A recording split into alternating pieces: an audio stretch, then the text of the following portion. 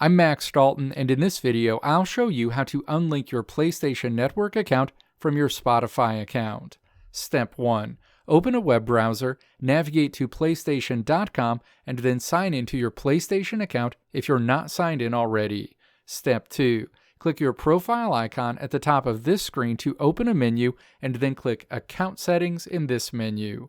Your PSN account screen opens. Step 3. Click Linked Services in the menu on the left side of the screen.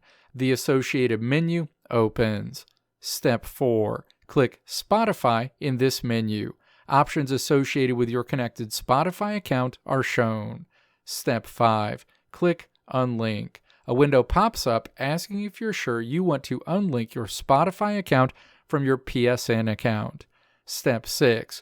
Click Yes. A message appears letting you know that your Spotify account has been successfully unlinked from your PlayStation Network account. Let me know if this video helped you out in the comments below. If you liked what you saw here, click the video links on the right side of the screen to check out another video. Or click the logo on the left side of the screen to check out my tutorial website at www.maxdalton.how.